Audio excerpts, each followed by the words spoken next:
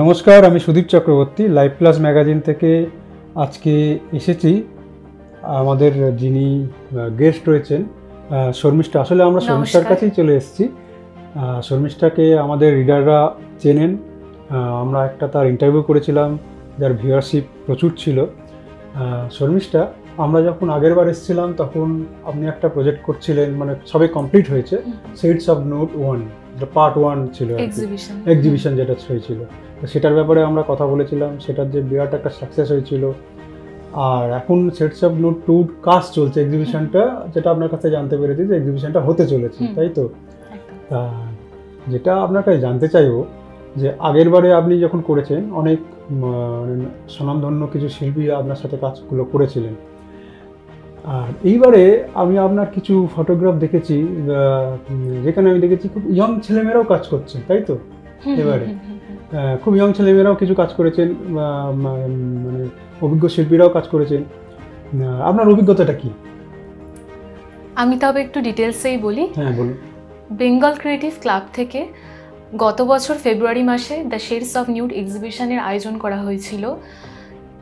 এই এক্সিবিশনের চারিদিকে এত সাড়া ফেলেছে, তো এটির পার্ট 2 করা হচ্ছে, দ্য শেডস অফ নিউড 2। তো এই এক্সিবিশনে আগের বছর যে স্বনামধন্য শিল্পীরা ছিলেন তারা তো থাকছেনই, কিন্তু নতুন সংযোজন হিসেবে সারা ভারতবর্ষের নানান প্রান্তের শিল্পীরা থাকছেন। এমনকি বাংলাদেশের শিল্পী থাকছেন একজন পুতুল শিল্পী, তাছাড়া ইংল্যান্ডের 2জন শিল্পী থাকছেন। এছাড়াও এবছর কিছু জুনিয়র আর্টিস্ট যারা আর্ট কলেজে পড়াশোনা করছে, তো তাদেরকেও সুযোগ দিচ্ছে বেঙ্গল ক্রিয়েটিভ ক্লাব, যাতে তারা এই স্বনামধন্য শিল্পীদের সান্নিধ্য পায়, তারা কিভাবে শিল্পকর্ম করছেন সেটি দেখতে পারে বা তার থেকে কিছু শিখতে পারে। তো এই বছর জুনিয়র আর্টিস্টরাও থাকছেন। খুব বলছি। আচ্ছা, আপনি যে বেঙ্গল ক্রিয়েটিভ ক্লাবের কথা বললেন, যে এই ধরনের একটা প্রোগ্রাম, একটা নুড পেন্টিংয়ের ওপর এরকম ওপেনলি সোসাইটির মধ্যে একটা মানে উচ্চ স্তরের যারা শিল্পী তারা এর মধ্যে ইনভলভ রয়েছেন, তা বেঙ্গল ক্রিয়েটিভ ক্লাব এই ধরনের একটা ইনিশিয়েটিভ নিয়েছে। এই ধরনের ইনিশিয়েটিভ চট করে আমরা শুনিনি, বোধহয় এটাই বোধহয় প্রথম।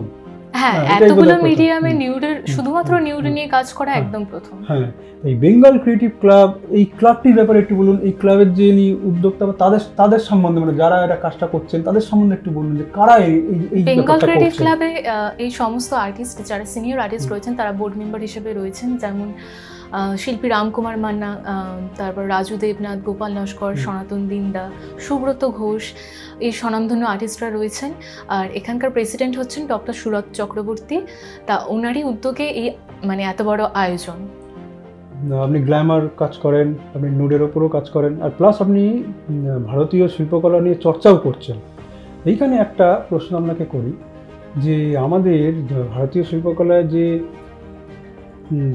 নুড পেন্টিং তো নয়, আমরা যেটা স্কাল্পচার যেটা দেখেছি, বিশেষ করে মন্দিরে, আমরা মন্দিরেই দেখি। তা আমাদের শিল্পকলার সঙ্গে কি একটা আধ্যাত্মিক সম্পর্ক আছে? মন্দিরেই কেন আমরা দেখি? হ্যাঁ, একদম আছে। কারণ ভারতীয় যে আধ্যাত্মবাদ, তাতে দেহতত্ত্ব একটা ভীষণ গুরুত্বপূর্ণ অংশ। তাই এখানে অবশ্যই আধ্যাত্মিকতার একটা বিরাট অংশ জুড়ে নগ্নতা রয়েছে। আপনি বিদেশি শিল্পীদের সঙ্গে যখন কাজ করছেন, তাদের মধ্যে তো এই আধ্যাত্মিক ব্যাপারটা সেইভাবে কি আছে? আপনি কি মনে করেন? ভারতীয় যে আধ্যাত্মবাদ, তা নিয়ে ভারতে যা চর্চা হয় তার থেকে বহুল চর্চিত হয় বিদেশে। আচ্ছা। কারণ ভারতবর্ষে তো সমস্ত কিছুর ভিত্তি, সমস্ত কিছু সৃষ্টি এখানেই, বিজ্ঞান থেকে শুরু করে দর্শন, যে কোনো জিনিস। তো বিদেশিরা সেগুলোকে নিয়ে চর্চা করছেন, কিন্তু ভারতীয় এখনকার যে সমাজ, তারা বিদেশি জিনিসকে নিজেদের মধ্যে নেওয়ার চেষ্টা করছে, কিন্তু সেটা করতে গিয়ে ভারতীয় যে শিল্পকলা, ভারতীয় যে আর্ট, সেগুলো হারিয়ে যাচ্ছে। তো বিদেশি যে সমস্ত শিল্পীরা তারাও এই বিষয়ে চর্চা করেন। আর তাছাড়া আরেকটা বিষয় বলবো, যে এখানে যেমন নিউড বা নগ্নতা এটা একটা বিশাল আকার বা ট্যাবু হয়ে দাঁড়ায় সমাজে, ওখানে তো এটা একদম স্বাভাবিক বিষয়। মানে ছোটবেলা থেকে ওনারা মানে সাধারণ মানুষ এইভাবে থাকে, এভাবে অভ্যস্ত। তো এটা বিশাল কিছু ব্যাপার নয় ওনাদের কাছে। আচ্ছা আচ্ছা, এইখানে একটা ব্যাপার, যেহেতু নগ্নতা রয়েছে, তা নগ্নতা আর যৌনতা এই দুটোর মধ্যে একটা কিন্তু একটা ফাইন লাইন রয়েছে। হ্যাঁ, মানে যারা শিল্পী মনোভাব রয়েছে তারা একভাবে দেখবে, কিন্তু সাধারণ মানুষ যখন আপনার ক্রিয়েশন, আপনার যে এক্সিবিশনে আপনার নগ্ন শরীরটা দেখবে, তারা কিন্তু তাদের দৃষ্টিভঙ্গি অন্যরকম থাকবে। এই ব্যাপারটাকে আপনি কীভাবে দেখছেন, বা আপনি যে কাজ করছেন সেই দৃষ্টিভঙ্গিটাকে পাল্টানোর জন্যই কাজটা করছেন? একদমই, কারণ আমাদের সমাজের দৃষ্টিভঙ্গি এখন বদলেছে। আগে আমরা এমন সমাজে থাকতাম যেখানে নারীরা একদম স্বাচ্ছন্দ্যে নগ্ন হয়ে নদীতে স্নান করতে যেতেন এবং সেটা ভীষণ স্বাভাবিক একটি বিষয় ছিল। কিন্তু বিভিন্ন শাসনে এটি একদম নষ্ট হয়ে গিয়েছে। একটা সময় মেয়েরা একদম পর্দানসীন হয়ে গিয়েছিল, এমনকি যারা নাটক করতেন ছেলেরা মেয়ে সাজে নাটক করতো, মানে মেয়েরা এতটাই পর্দানসীন হয়ে গিয়েছিল, শিল্পে মেয়েদের কোনো স্থান ছিল না। সেই জায়গা থেকে আমরা অনেকটা এগিয়েছি, কারণ বিদেশি কাজ আমরা দেখছি, বিদেশের সাথে তাল মিলিয়ে চলছি।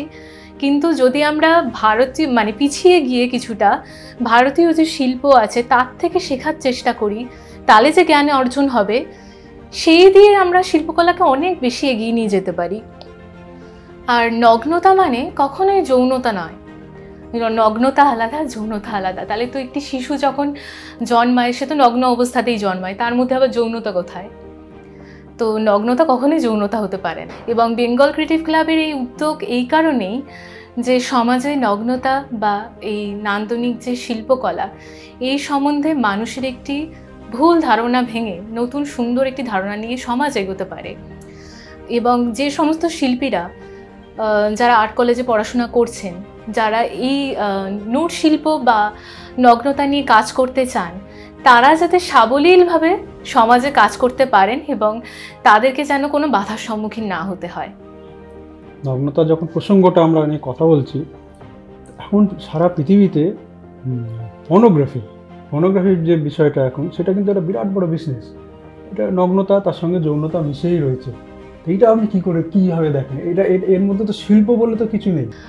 পর্নোগ্রাফি বলতে বলবো এটা তো একটা বিশাল ইন্ডাস্ট্রি হয়ে দাঁড়িয়েছে। আমাদের ভারতবর্ষ, সেখানে মুনি বাদশায়নের কামসূত্রের জন্ম। কামসূত্র হচ্ছে গিয়ে একটি জ্ঞান ভাণ্ডার। আন্তর্জাতিক ক্ষেত্রে সবচেয়ে চর্চিত এবং সবচেয়ে ভ্যালুয়েবল যদি কোনো বই বলতে হয় তবে সেটি একটি মুনি বাদশায়নের কামসূত্র। কিন্তু পর্নোগ্রাফি যেটা হয় সেটা হচ্ছে সম্পূর্ণ একটা ভালগার বিষয়। তো যেখানে ভালগারিটি আছে সেখানে শর্মিষ্ঠা রায়চৌধুরী নেই। কিন্তু পর্নোগ্রাফির ক্ষেত্রেও যদি সেখানে এই এমন মুনি ঋষিদের যে বই আছে, যেখানে কামসূত্র রয়েছে, যেখানে আধ্যাত্মবাদ রয়েছে, সামাজিকভাবে কোনো উন্নত চিন্তাভাবনা রয়েছে যাতে সমাজ উন্নত হবে, এমন দৃষ্টিভঙ্গিতে যদি পর্নোগ্রাফিক ফিল্মও হয়ে থাকে যার ভিত্তি হচ্ছে আধ্যাত্মবাদ, যার ভিত্তি হচ্ছে এই কামসূত্র, তাহলে আমি সেটাও অবশ্যই করতে পারবো, কিন্তু কোনো ভালগারিটি নয়। আমরা যেভাবে নগ্নতা বা যৌনতা এই বিষয়গুলোকে নিয়ে দেখছি বা একদম ঘৃণার চোখে দেখছি, বিষয়টা একেবারেই তা নয়। এইগুলোকে নিয়ে রীতিমতো চর্চা হতো। এমনকি যেটা বললাম মুনি বাদশায়নের কামশাস্ত্র, এটাই ভারতবর্ষের বাইরে বিভিন্ন দেশে যে সেক্স এডুকেশন পড়ানো হয় তার মূল ভিত্তি। কিন্তু ভারতবর্ষে এটি চর্চা করা হয় না, আর আমাদের এই দেশে সেক্স এডুকেশন নেই, সবচেয়ে দুঃখের বিষয়। এবং এই কারণেই এত ধর্ষণ, চারিদিকে এত কিছু, কারণ বাবা মা তার থেকেই তো ছেলেমেয়েরা শেখে। তারাই যখন এই প্রসঙ্গে কোনো জ্ঞান দিতে পারছে না সন্তানদের, তাহলে সন্তানরা খারাপ জায়গা থেকে এর জ্ঞান পাচ্ছে। তো এই সমাজে ধর্ষণ হওয়া একটি স্বাভাবিক বিষয়। এইটি বন্ধ করতে গেলে আগে সেক্স এডুকেশন দরকার মানুষের মধ্যে। অবশ্যই। আচ্ছা, আপনি তো এখন অ্যাজ এ মডেল আপনি কাজ করছেন, আপনার কি ভবিষ্যতে চলচ্চিত্র এইসবের মধ্যে আপনার যাওয়ার মানে অলরেডি কিছু প্ল্যানিং বা কিছু করেছেন? হ্যাঁ, অলরেডি শুরু হয়ে গিয়েছে। হ্যাঁ, এবছরের প্রথম থেকে দুটি ফিল্মের জন্য আর কি কাজ শুরু হয়ে গিয়েছে। একটি আর্ট ফিল্ম যেটি একটি শিল্পীর জীবনের ওপর, আর অপর একটি হচ্ছে গঙ্গা রিডাই সভ্যতা নিয়ে। আপনি চলচ্চিত্রে যখন কাজ করছেন সেখানে কি এই ধরনের সিন কিছু থাকবে যেখানে যৌনতা বা নগ্নতা সেরকম কিছু থাকবে? আমি যে সিনেমার জন্য কাজ শুরু হয়ে গেছে সেটার কথা বলছি। যেমন এই গঙ্গারিডের সভ্যতাই বলি, এটি এমন একটা সভ্যতা ছিল যেটির সম্বন্ধে এখন আর ইতিহাসে পড়ানো হয় না, একেবারেই মানুষের সভ্যতার সম্বন্ধেই জানে না। যেমন কি সিন্ধু সভ্যতা, হরপ্পা, মেসোপটেমিয়া, এগুলো সম্বন্ধে সবাই জানে মোটামুটি, কিন্তু গঙ্গারিডাই সভ্যতা এটি বেশি দিন আগেকার সভ্যতা নয়, কিন্তু এটির সম্বন্ধে মানুষ জানে না। গঙ্গারিডাই, আচ্ছা আচ্ছা, গঙ্গারিডাই, হ্যাঁ হ্যাঁ। তা এটি মূলত নারী ভিত্তিক একটি সমাজ ছিল। আচ্ছা, নারীর এখানে বিশাল বড় একটি স্থান ছিল। আচ্ছা। এবং এখানকার নারীরা যে গোপনাঙ্গ বলা হয় আমাদের, তো সেই জায়গা কখনোই ঢেকে রাখতেন না। আচ্ছা, এখানে সেটি উন্মুক্তই থাকতো। তো এই ক্ষেত্রে এই গল্পের যদি প্রয়োজন হয়, এখানে অবশ্যই গল্পের প্রয়োজন আছে, কারণ গঙ্গারিডের সভ্যতা যখন দেখানো হচ্ছে সেই কালচারটাই দেখাতে হবে। তো সেক্ষেত্রে নগ্নতার প্রয়োজন রয়েছে, অর্থাৎ নগ্নতা শুধু নয়, ওখানকার দিনে সাজ পোশাক যেমন ছিল সেইটাই ফুটিয়ে তোলা।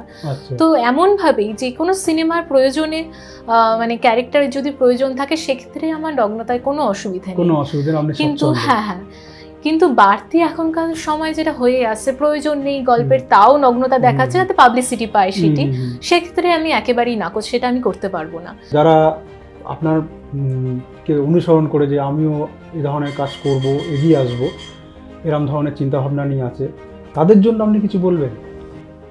হ্যাঁ, তাদের জন্য অবশ্যই বলবো, যে কোনো কিছুর ভিত্তি হচ্ছে পড়াশোনা এবং চর্চা।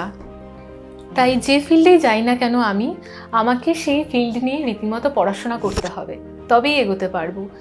পড়াশোনা বা জ্ঞান ছাড়া খুব অল্প সময় অবধি আমি এগোতে পারবো, তারপর ওই গণ্ডিটা শেষ হয়ে গেলে আমি আর এগোতে পারবো না। তাই কোনো ফিল্ডেই যাই না কেন, পড়াশোনাটা ভীষণ দরকার। আর তারপর হচ্ছে একদম অধ্যাবসায়। আমি আগের বারও যখন শর্মিষ্ঠার কাছে এসেছিলাম ওনার কথা জানতে, তখনও যখন ফিরে গেছি, আমি কিন্তু অনেক নতুন কিছু জানতে পেরেছি, প্লাস আমার আউটলুক অনেক চেঞ্জ হয়ে গেছিলো। এবারও কিন্তু আমি একই ব্যাপারটা হলো, এবং উনি যেভাবে চিন্তা করেন বা উনি যেভাবে পড়াশোনা করেছেন, যে দৃষ্টিভঙ্গিটা অনেক কিছু আমাদের শেখায়। এটা অ্যাকচুয়ালি উনি খুব ঠিক বলেছেন। আমরা নগ্নতাকে যেভাবে দেখি, সেটা সঠিকভাবে যদি দেখি, তা আমাদের সমাজ কিন্তু অনেক উন্নত হবে, সমাজে অনেক অপরাধ কমে যাবে। এটা একটা খুবই গুরুত্বপূর্ণ কাজ। একদম, মানে নগ্নতাকে যদি ভারতীয় বাবা মারা এটিকে যদি স্বাভাবিকভাবে দেখে, তাহলে ছেলে মেয়েদের কাছে ওই ব্যাপারটি একদম স্বাভাবিক হবে। যে আমরা যা দেখতে পাই না, তার মানে সেটাকে দেখার বা জানার প্রতি আমাদের কৌতূহল তীব্র আকার নেয়। তেমনভাবেই আমরা যেভাবে বড় হচ্ছি, নগ্নতা একটা বিশাল ব্যাপার, আমরা কখনো দেখতেই পাচ্ছি না। কিন্তু যে বাচ্চা বাবা মার কাছ থেকে এটি সম্বন্ধে শুনছে বা দেখছে, এটিতে যদি অভ্যস্ত হয়ে পড়ে, এটি সম্বন্ধে বাবা মারা তাকে বলে, সেই ছেলে মেয়ে বা বাচ্চা কখনোই কোনো খারাপ কাজে যুক্ত হতেই পারবে না। একদম আপনি ঠিক কথা বলেছেন। মানে এটা দেখা যাচ্ছে যে উনি শুধু শিল্পীদেরই সাহায্য করছেন না, উনি কিন্তু সমাজ বদলানোর জন্যও কিন্তু একটা প্রচেষ্টা করছেন। মানে ওনার পরিসরে, ওনার ক্ষমতার মধ্যে দিয়ে কিন্তু করছেন। এই যে ওনার দৃষ্টিভঙ্গিটা আমার কাছে এলো, আমি এটা আপনাদের যারা রিডার, আমাদের ম্যাগাজিনের রিডার, তাদের কাছে পৌঁছে দেবো। আমিও প্রত্যেককে বলবো যে আমাদের যে এক্সিবিশন, এটি হতে চলেছে ICCR-এ 28, 29 এবং 30শে মার্চ। তো প্রত্যেকে আসুন এবং প্রত্যেকে সপরিবারে আসুন, অবশ্যই সপরিবারে আসুন। তাহলে এই যে ভারতীয় নান্দনিক শিল্পকলা, নূর শিল্পকলা, এটির সম্বন্ধে আপনাদেরও দৃষ্টিভঙ্গি বদলাবে, এবং আপনারা আপনাদের যারা আত্মীয় স্বজন আছে, শিশু আছে, প্রত্যেককে এই নিয়ে জ্ঞান দিতে পারবেন, এবং আপনাদের যে পরবর্তী জেনারেশন, তাদেরও দৃষ্টিভঙ্গি বদলাবে। খুব গুরুত্বপূর্ণ কথা উনি বললেন। আমিও ওনার সঙ্গেই বলবো, আপনারা সকলেই আসুন এই এক্সিবিশনগুলো। এই এক্সিবিশনটা একটা মাস্ট লিস্টে, টু ডু লিস্টে করে রাখুন, কারণ এটা দেখা খুব জরুরি, আর এখনকার বর্তমান সমাজে আরও বেশি করে। অনেক ধন্যবাদ শর্মিষ্ঠা, আপনি আমাদের টাইম দিলেন, অনেক গুরুত্বপূর্ণ কিছু কথা বললেন।